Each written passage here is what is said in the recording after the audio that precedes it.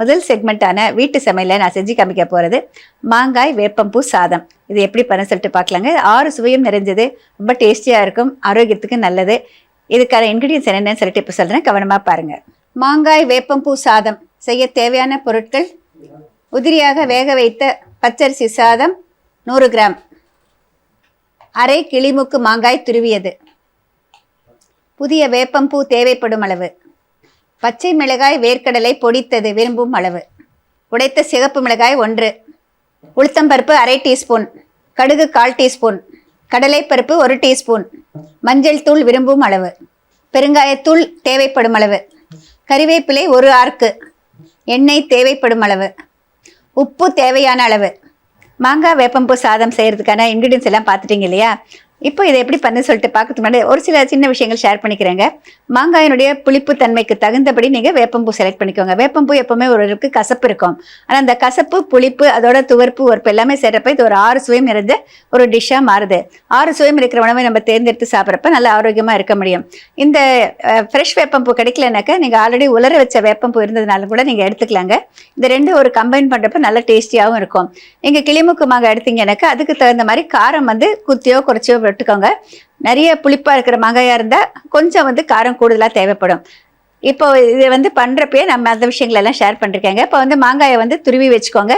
மெல்லிசா தோல் இருந்ததுனாக்கா தோலோடைய துருவி வச்சுக்கோங்க. அப்போ தான் நல்லது. தோலுக்கு நேர்கீழே தான் நிறைய சத்துக்கள் இருக்கும்.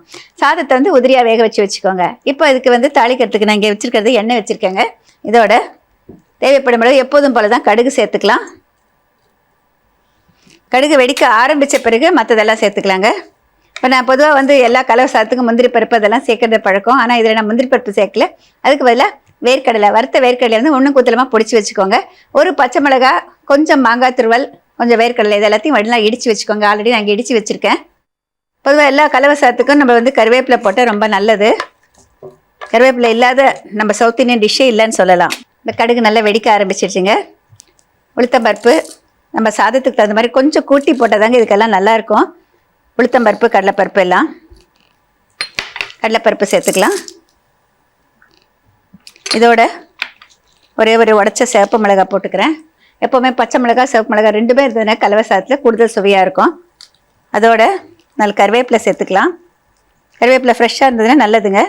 1-2 கிழிச்சி போட்டுக்கலாம்.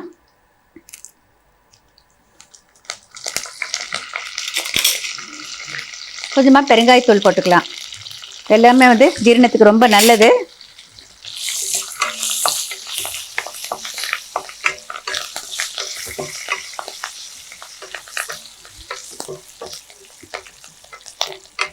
வேப்பம்பூ பார்த்தீங்கன்னா ஃப்ரெஷ்ஷாக இருக்கிறத நம்ம எடுத்து நல்லா ஆஞ்சி வச்சுருந்தோம்னாக்க இதுக்கு யூஸ் பண்ணலாங்க.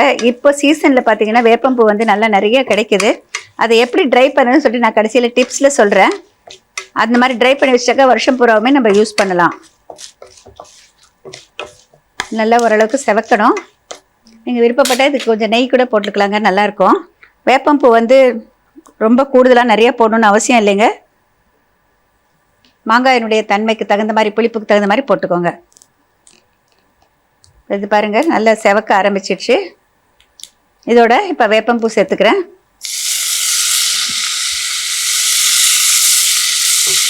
இதோட மாங்காய் துருவல் சேர்த்துடலாம். மாங்காய் துருவல் சேர்த்த பிறகு அடுப்பை ஆஃப் பண்ணிடலாங்க.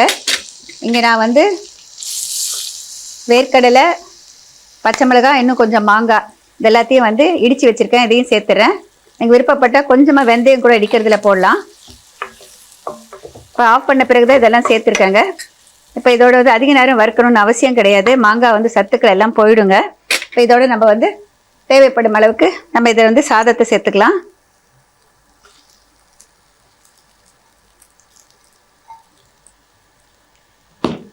மஞ்சத்தூள் சேர்த்துக்கலாம்.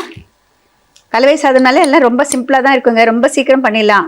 நம்ம லஞ்ச் பாக்ஸு கூட பேக் பண்ணலாம். எப்போ நீங்கள் மாங்காய் சாதம் செய்வீங்க அதுக்கு பதிலாக இந்த மாதிரி செஞ்சு பாருங்கள். நல்ல ஹெல்த்தியாக இருக்கலாம். இப்போ இதுக்கு இந்த சாதத்துக்கு தகுந்த அளவு உப்பு சேர்த்துக்கிறேன். இது எல்லாத்தையும் நல்லா கலந்து விடலாம்.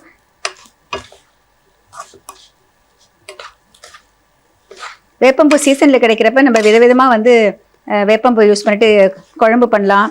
அதை யூஸ் பண்ணிட்டு பொடி பண்ணலாம். நம்ம கலவை சாதமே விதவிதமாக பண்ணலாம். இப்போ கொஞ்சம் இது நல்லா கலந்து விடலாம்.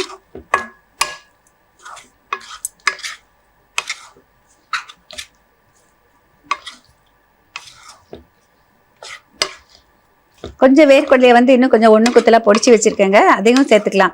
எதுக்காக இதை எத்தனையும் சேர்க்குறேன் அப்படின்னு சொல்லிட்டு உங்களுக்கு சொல்கிறேங்க. வேர்க்கடலையில் வந்து புரோட்டீன் கிடைக்கிறது மட்டும் கிடையாதுங்க. இதில் 6 சுவையை பற்றி நம்ம பார்க்குறப்போ நம்மளுக்கு வந்து வேர்க்கடலையில் நீங்கள் வந்து வறுத்த வேர்க்கடலையை வாயில் போட்டு பாருங்கள். அதனுடைய சுவை வந்து மனம் ரெண்டுமே வந்து கொஞ்சம் என்ன சொல்கிறது, எல்லாருமே விரும்பும் வண்ணம் இருக்கும். அதோடு அதில் வந்து துவர்ப்பு சுவை, உவர்ப்பு சுவை, அதோட வந்து ஒரு இனிப்பு சுவையும் சேர்ந்து இருக்கும். மாங்காயும் பார்த்தீங்கன்னா கிளிமுக்கு மாங்காயை எடுத்தீங்கன்னாக்க அதில் லேசான இனிப்பும் இருக்கும், புளிப்பும் இருக்கும், கொஞ்சம் துவர்ப்பு சுவையும் இருக்கும். துவர்ப்பு சுவை அப்படிங்கிறப்ப மாங்காய் வந்து ஃபுல்லாக வந்து மெச்சூர் ஆயிடுச்சுனாக்கா துவர்ப்பு சுவை குறைஞ்சிடுங்க. வடு மாங்காய் அந்த மாதிரி இருக்கிறப்ப துவர்ப்பு சுவை கொஞ்சம் கூடுதலாக இருக்கும். அதனால் நம்ம வந்து எது கிடைச்சாலும் போடலாம். நம்ம வீட்டில் இருக்கிற மாங்காய் வீட்டில் மரம் அடிச்சிருந்தீங்கன்னாக்கா இன்னும் கொஞ்சம் டெண்டராக இருக்கிறப்பே கூட நம்ம போடலாம். இப்போ இது பாருங்கள், நல்லா கலந்து விட்டுட்டேன். இப்போ கடைசியாக இன்னும் கொஞ்சம் வறுத்த வேர்க்கடலை வச்சுருக்கேங்க, ஒன்று குத்தலமாக பிடிச்சி இதையும் சேர்த்துக்கிறேன். பொதுவாக இதுக்கெல்லாம் நம்ம வந்து சாதம்னாக்கா வேறு என்னமே தொட்டுக்கிறதுக்கு வச்சுக்கிறது இல்லைங்களா, வந்து ப்ரோட்டீனாக வந்து எதுவுமே இருக்காது, அதுக்காக இது மாதிரி சேர்த்துக்கலாம். இப்போ இந்த கலவை சாதம் ரெடி ஆகிடுச்சுங்க. நீங்கள் விருப்பப்பட்ட கொத்தமல்லி தழை சேர்த்துக்கலாம். கடைசியாக வேர்க்கடலை பார்த்திங்கன்னா ஒன்று குத்தலமாக பிடிச்சிருக்கேன், இதை வந்து மேலாக தூவிக்கலாம். இது மத்திய மத்தியில் வரப்போ ஒரு க்ரன்ச்சி டேஸ்ட் கொடுக்குங்க. அதனுடைய எல்லா டேஸ்ட்டும் வந்து பேலன்ஸ் ஆகும். கசப்பு சுவை தெரியாமல் இருக்கும் இதில் இருக்கிற தித்திப்பு சுவை இருக்கிறதுனால. அதாவது ஒரு 6 சுவையும் இருக்கிற ஒரு உணவை தேர்ந்தெடுத்து நம்ம சமைக்கிறப்போ ஒரு இதில் வந்து கசப்பு இருந்ததுன்னு வச்சுக்கோங்களேன், அந்த கசப்பை குறைக்கிறதுக்காக நம்மளுக்கு வந்து துவர்ப்பு சுவையும் உவர்ப்பு சுவையும் அதோட வந்து பார்த்திங்கன்னா லேசான தித்திப்பு சுவை எல்லாமே சேர்ந்ததுனாக்க அந்த கசப்பு நல்லா குறைஞ்சிடும். அந்த மாதிரி நம்ம செலக்ட் பண்ணணும். நிறைய டிஷ்ஷஸ் வந்து நம்ம நாட்டில் வந்து எல்லா சுவையும் கலந்து பண்ணுற மாதிரி இருக்கிறப்போ நம்ம வந்து அது எல்லாத்தையும் எப்படி வயசாக கம்பைன் பண்ணி பண்ணுறது அப்படின்னு சொல்லிட்டு தெரிஞ்சுக்கிறது ரொம்ப நல்லதுங்க. அந்த காலத்தில் நம் நாட்டு சித்தர்கள்ல இருந்து ரிஷிகள் முனிகள் எல்லாம் வந்து 6 சுவையை பற்றி நிறையா கொடுத்துருக்காங்க.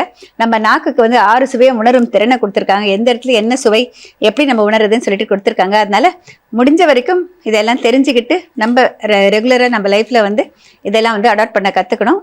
அந்த மாதிரி பண்ணாக்க நம்ம ஆரோக்கியமாக இருக்க முடியும். எஸ்பெஷலி பார்த்தீங்கன்னா இந்த துவர்ப்பு சுவை வந்து நம்மளுடைய உடல் உள் உறுப்புகள் நல்லா இயங்கிறதுக்கு, நல்ல ஜீரணமண்டலம் நல்லா இயங்கிறதுக்கெல்லாம் ரொம்ப ஹெல்ப்ஃபுல்லாக இருக்கும். கொஞ்சம் வித்தியாசமான 6 சுவையும் சேர்ந்த மாங்காய் வேப்பம்பூ சாதம் ரெடி ஆயிடுச்சுங்க. நீங்களும் ட்ரை பண்ணி பாருங்கள், எல்லாருக்குமே மிகவும் பிடிக்கும். இப்போ இதை வந்து அப்படியே சாப்பிடலாம். நம்ம இதுக்கு தொட்டுக்கிறதுக்கு எதுவும் வேணுங்கிற அவசியமே கிடையாது.